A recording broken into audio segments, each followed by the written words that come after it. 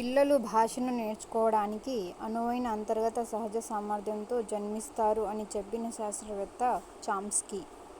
Persona అనే పదం ఈ భాష నుండి తీసుకోబడింది. లాటిన్. ఈ సిద్ధాంతాన్ని పరికరాత్మక నిబంధన అని కూడా అంటారు. కార్యసాధక నిబంధన సిద్ధాంతం. ఒక వ్యక్తి ఒక నిర్దిష్ట నైపుణ్యాన్ని సమాన శిక్షణ సన్నివేశంలో ఇతరుల కంటే వేగంగానూ తేలికగానూ సంపాదించినట్లయితే ఆ వ్యక్తిలో సామర్థ్యం సహజ సామర్థ్యం. శిశువులో మొట్టమొదటి ముద్దు పలుకులతో మొదలైన భాషా వికాసం క్రమంగా సంభాషణలుగా మారి పిదప సంక్లిష్టమైన భాషా అభివృద్ధికి దారితీస్తుంది. ఇది దీనికి ఉదాహరణ. వికాసం ఒక ఖచ్చితమైన నమూనాను అవలంబిస్తుంది.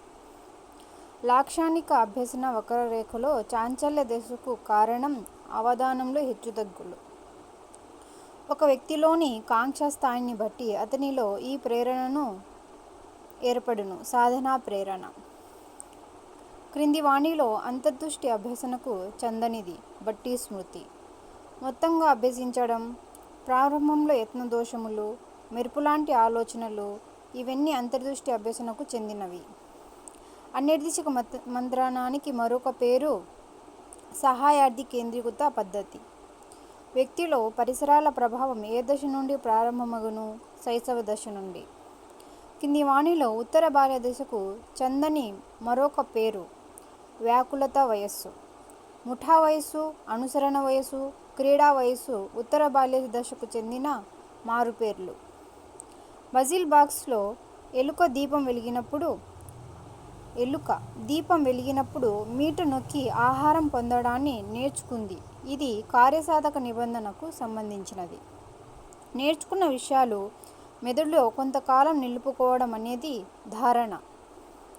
వీటిలో స్మృతిని పెంచే పద్ధతి కానిది. ఎక్కువ భావోద్వేగానికి లోను కావడం స్మృతిని పెంచే పద్ధతి కాదు. ప్రేరణ, అభిరుచి, అవధానం స్మృతిని పెంచే పద్ధతులు. Inquiry into human faculty and its development గ్రంథ రచయిత గాల్టన్. కింది వాటిలో ఒకటి బోధనా విధానం కాదు. నిష్క్రియ శ్రవణాన్ని ప్రోత్సహించడం అనేది బోధనా విధానం కాదు. ప్రశ్నలు అడగడం, సమూహ పనిని ప్రోత్సహించడం, చర్చలను ప్రోత్సహించడం బోధనా విధాన పద్ధతులు. ఒక ఉపాధ్యాయుడు తన విద్యార్థులకు ఒక పుష్పాన్ని చూపించి దానిలోని భాగాల గురించి ఆలోచించమని చెప్పడం అనేది మూర్త ఆలోచన. గిల్ఫర్డ్ ప్రజ్ఞా స్వరూప నమూనాలో మొత్తం కారకాల సంఖ్య 150. ఒత్తిడి, సంచలనాలతో కూడిన వయస్సు 13-16 సంవత్సరాలు. బుద్ధిమాంద్యం ఈ వయసులో బహిర్గతమవుతుంది 18 సంవత్సరాల లోపు. వికాస పరిమాణాత్మక, గుణాత్మక మార్పులను సూచిస్తుందని తెలిపిన వారు ఎలిజబెత్ హర్లాక్. ఎరిక్సన్ ప్రకారం 5వ మనోసాంఘిక వికాస దశ దీనికి చెందినది కౌమార దశ. థార్ండైక్ ప్రతిపాదించిన ఈ క్రింది సూత్రాలలో అత్యంత ప్రధాన సూత్రం ఫలిత నియమం.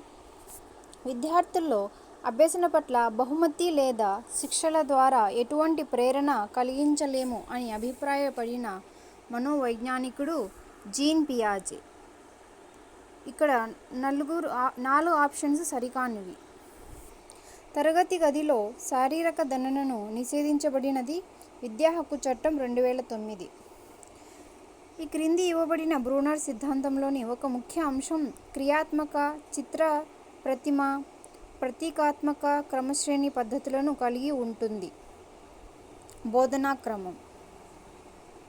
3 నుండి 8 సంవత్సరాల పిల్లలకు NEP 2020 సూచించిన బోధనా పద్ధతి ఆట మరియు కృత్యాధార పద్ధతి.